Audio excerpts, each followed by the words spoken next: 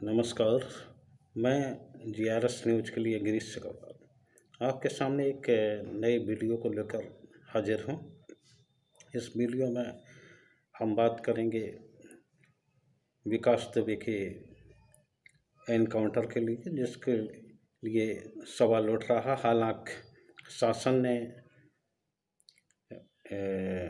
विकास दुबे कांड की जांच के लिए एक एसआईटी का गठन किया है और देर शाम एक आयोग का भी गठन कर दिया है, जो सेवानिवृत्त न्यायाधीश शशिकांत अग्रवाल की नेतृत्व में काम करेगा और 2 महीने के अंदर अपनी रिपोर्ट शासन को सौंपेगा। आयोग का कार्यालय कानपुर में रहेगा और दूसरी एक बड़ी राजनीतिक घटना राजस्थान में हुई है कि सचिन पायलट और अशोक गहलोत के बीच मतभेद की खबरें हैं। कल तक ऐसा महसूस हो रहा था कि राजस्थान की सरकार बमुश्किल बच पाएगी, लेकिन राजस्थान के मुख्यमंत्री अशोक गहलोत बहुत ही चतुर, चालाक और अनुभवी राजनेता हैं। तो उन्होंने आज कल शाम इसके बयान के बाद, जब सचिन पायलट ने बयान दिया कि वो बीजेपी में शामिल नहीं होंगे, तब से ऐसा महसूस किया जा रहा है कि सचिन पायलट के हाथ में अब कुछ बचा नहीं है।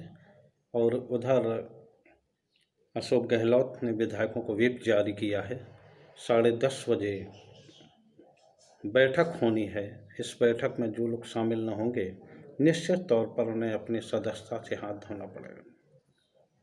तो समाचार विस्तार से।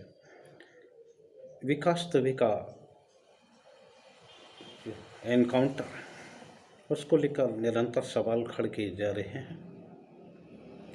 किस तरह से उनका एनकाउंटर हुआ, हम उसमें विस्तृत नहीं जाएंगे, लेकिन उनके एनकाउंटर के बाद जिस प्रकार आसपास के क्षेत्र में भय का माहौल बना है और जिस प्रकार पुलिस अतोत्साह में ऐसे काम करती जा रही है जो कि गलत हैं, मानवीय दृष्टि से और कानूनी दृष्टि से भी। हालांकि उन्होंने बिना किसी आदेश के विकास दुबे का पुश्तैनी और नया घर गिरा दिया था। दावा किया गया था उस घर में बंकर है और बहुत से गोला बारूद और असलाह वहाँ से मिले हैं। खैर, अमर दुबे, जिससे कि पुलिस के निगाह में जो 50,000 का इनामी है, और विकास दुबे का गार्ड, निजी सुरक्षा गार्ड रहा है, उसकी भी हमीरपुर में एक मुठभेड़ में मौत हो गई थी। उसकी पत्नी को पुलिस ने गिरफ्तार किया।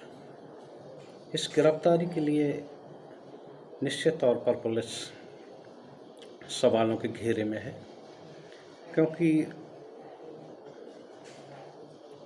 उसकी शादी को केवल 7-8 दिन ही हुए थे। तो पुलिस को उसकी पत्नी को गिरफ्तार करने का औचित्य समझ में नहीं आया कि आखिर वो क्या जानना चाहते हैं। हालांकि पुलिस दबाव बनाने के लिए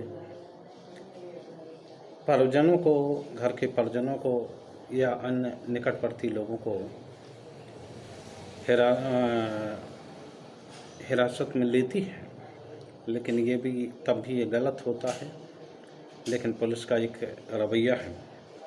लेकिन अमर की मौत के बाद उसकी पत्नी को उसमें लेना हमारे ख्याल से उचित नहीं रहा और निश्चित तौर पर पुलिस के लिए ये शर्मिंदगी की बात होगी। और निश्चित तौर पर अगर वो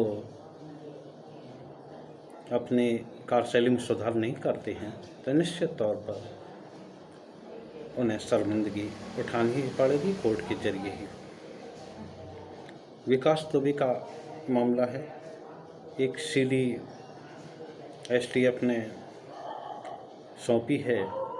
सूत्रों का दावा है कि उसमें विकास ने दावा किया है,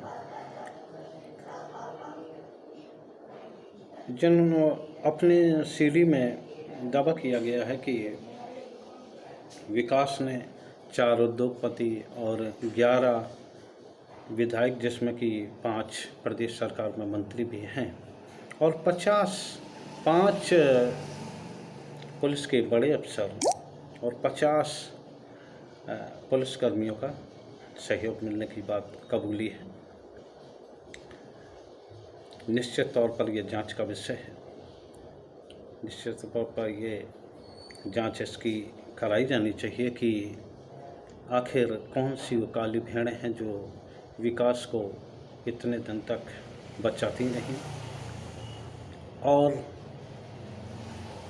जिस समय पुलिस को कार्रवाई करना चाहिए था उस समय पुलिस ने कोई कार्रवाई नहीं की। क्या पुलिस के पास इस बात का कोई जवाब है कि इतना बड़ा अपराधी जिसके खिलाफ पुलिस बता रही है करीब 71 या 75 मुकदमे दर्ज हैं, तो उस अपराधी को क्या टॉप 10 में नहीं होना चाहिए? अचानक आप इस पुलिस मुठभेड़ के बाद, जिसमें कि हमारे वीर 8 जवान शहीद हुए, उसके बाद ही आप एकदम उनका इनाम बढ़ाते जाते हैं। उनके असलहों का क्या हुआ जब वो पहले से ही अपराधी है और इतने उस पर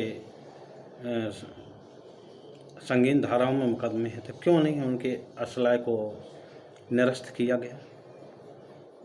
आखिर पुलिस ने ये कार्रवाई पहले क्यों नहीं की? निश्चित तौर पर ये जांच का विषय रहेगा और निश्चित तौर पे ये शासन भी